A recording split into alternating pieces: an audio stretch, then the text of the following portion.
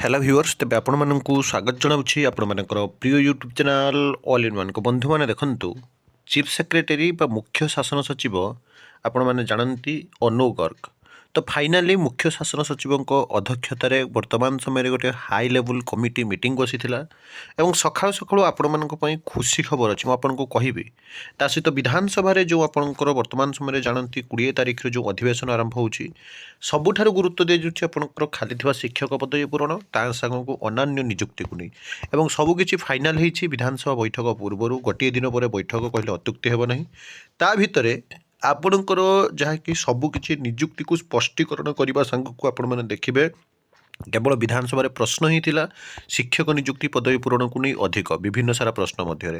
एवं गतकाली जो आपंकर हठात बैठक बस आपको कहबी खाली पदवी पूरण पर मुख्य शासन सचिव निर्देश और परामर्श हठात उपर बैठक एवं मुख्य शासन सचिव chief secretary of Odisha finally आपंकर निर्देश देवा सहित परामर्श जे यथा शीघ्र सब निजुक्ति प्रक्रिया को पूरण करा जाऊ खारबेल भवन सम्मिलनी कक्ष में सचिव स्तर बैठक में मुख्य शासन सचिव अनु गर्ग मैम यह उपदेश देते मुख्य शासन सचिव अनुगरଙ୍କ अध्यक्षतार जो कमिटीर बैठक बसी ओडिशा विजन 2036 और 47 लक्ष्य हासिल नहीं बैठक 2 वर्ष कार्यानुष्ठान योजना कार्यकारिता नहीं एवं आपण मैंने देखिले आश्चर्य हुए देखो पूरा स्पष्ट भाव में कहुई 65,000 आशायी को मिल निजुक्ति जून मास सुधा निजुक्ति देवे सरकार तापर देखो आपंकर 65,000 रिक्रुटमेंट इन ए डिफरेंट आपंकर जहाँकि सेक्टर लाइक आप जो देखिए रिक्रुटमेंट बॉडी रही आपंकर Odisha staff selection commission Odisha subordinate staff selection commission state selection board Odisha public service commission एमती आपंकर विभिन्न सारा रिक्रुटमेंट बॉडी अंडर आपंकर 65,000 ऑफ रिक्रुटमेंट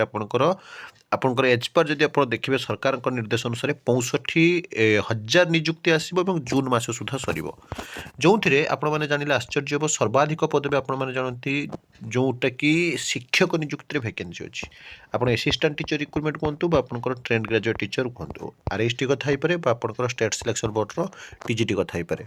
जो थे जून सुधा सर मैंने आपने देखिए बर्तमान समय फेब्रुआरी सरी आसला मार्च रे ही नोटिफिकेशन आसो जदि मार्च रे आसूची ताले एप्रिल मे जून ठीक अच्छे कारण परीक्षा 1.5 मास लगे तापर आपंकर स्पीड अप हम जून कहुई जुलाई अगस्ट पर्यंत भी जब जीव ताल आप देखिए रिक्रुटमेंट प्रोसेस गोटे प्रकार फाइल जेहेतु पुटअप हो आपंकर स्पीड अप अच्छी अंडर प्रोसेस अच्छी आरटीआई सबू समय सबू डिपार्टमेंट आपको जन तेणु 100% आपंकर निजुक्ति आसूची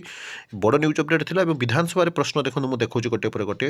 अरुण कुमार साहूंकर प्रश्न अच्छी मान्यवर विधायक विद्यालय गणशिक्षा मंत्री अनुग्रह कर कहे कि राज्यर छात्र छात्री प्रथम श्रेणी आरंभ कर अष्टम श्रेणी पर्यंत अध्ययन कर विद्यालय मान 2023-2024 शिक्षावर्ष शेष सुधा मोट केते संख्यक शिक्षक पदवी थिला और से केते पदवी खाली पड़ी 2024-2025 शिक्षावर्ष आज पर्यंत आउ केते अधिक नूतन शिक्षक पदवी सृष्टि कर और आज पर्यंत मोट केते पदवी खाली अच्छी ए सब खाली पदवी पूरण इतिमध्य कौन सब पदक्षेप नहीं जाऊँगी और केबे सुधा सब पदवी पूरण कर